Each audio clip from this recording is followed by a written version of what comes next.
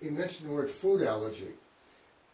Pediatricians have a tendency now to give solid foods later, and one of the theories is that if you give it later, there's less chance of developing allergies. Is that true? We feel at this point that later introduction of certain foods does decrease the risk of allergies. The data is mixed. There are studies that suggest that this is true, and there are other studies that show that it's not quite such a clear correlation. But for safety's sake, we tend to introduce solid foods, especially more allergenic foods, such as eggs, at a later age than once was done.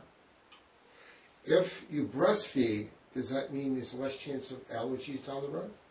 Again, the studies are mixed. There's some studies that show that breastfeeding decreases the risk and severity of allergies. Yet there's also one very well-done study that suggested that children who breastfed had a greater problem with allergies. I think a lot depends upon the mother's diet. Remember that when you breastfeed, you expose the child to everything you've eaten. And so the proteins that you eat that pass on through breast milk are exposing the child, and therefore may be setting them up for allergy symptoms later. The recommendation then is to minimize eating more highly allergenic foods, such as eggs and peanuts, during periods of breastfeeding. This should help minimize the exposure to these allergens and hopefully decrease the risk of allergies later on. Since a child starts eating the day it's conceived, is there anything that could be done during the pregnancy that can minimize allergy? We're not sure.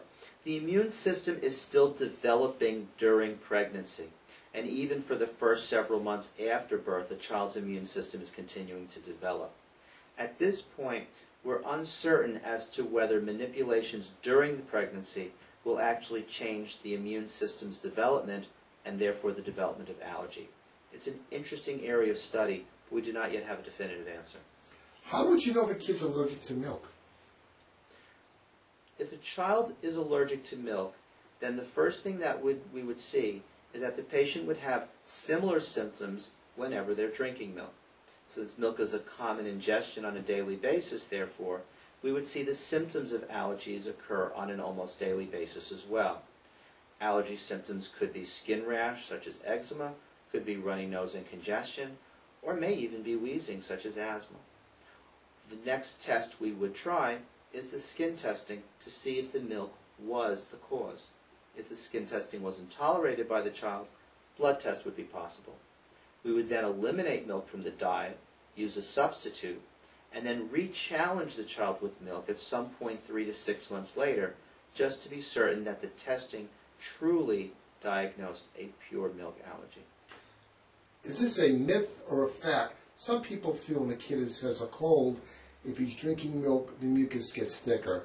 And any kid, is that possibly true or not true? It's variable. There are some children where the milk fat can actually increase the secretions as they drink it. There are many children who tolerate milk perfectly well with no increase in their secretions from their ingestion. So what I generally recommend to parents is know your child. Give the child milk during a cold and see what happens. If the secretions seem to be thicker or more uncomfortable to the child, then eliminate milk for a day or two, not for a long period of time. What age would you say be safe to introduce extremely high trigger foods like, say, shellfish or peanuts? What would be the right age you think you could introduce these kind of foods? I would delay these foods for a long period of time, 18 months to 2 years at the very outset. And actually, in my practice, I generally recommend 4 to 5 years of age before introducing these foods when at all possible. So a Chinese restaurant is out for a kid 6 months old, is that correct? Absolutely. I think a Chinese restaurant is a landmine of problems for young children.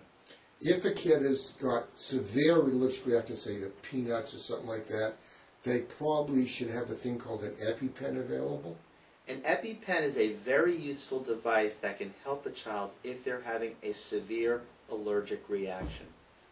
An EpiPen is a device which looks like a pen, and when pressed against the skin will automatically inject a rescue medication, epinephrine, sometimes called adrenaline, into the skin and into the body. By injecting this medication, it will very rapidly reverse the most severe allergy symptoms, such as swelling and difficulty breathing. The thing to remember is that an EpiPen delivers a medication that does not last very long in the body. Within 15 to 20 minutes, that medication's effect is wearing off. And so the EpiPen should always be followed by a visit to the doctor or a visit to the emergency room, so that if symptoms were to start to return, more definitive therapy can be given. There's even a theory now that you may should have 2 EpiPens around, just in case there is a life-threatening reaction and the 911 ambulance system, your town's a little delayed, whatever the reason, you have an extra one just in case. Having a second EpiPen is a very helpful thing to do. And we always prescribe 2 EpiPens for families, not just 1. 20 minutes is not a very long period of time. And so if symptoms return before getting to the doctor, the second EpiPen becomes quite helpful. There's in fact a newer device called TwinJet, which allows for 2 shots to be given from one device. So even after the first shot is given, the second shot then is available, so that you don't need 2 separate pens, but only a single shot. If the kid had difficulty breathing after taking maybe some peanuts and seemed to have some tightness in the chest, giving a kid something like an antihistamine and not giving the EpiPen wouldn't be a wise thing to do.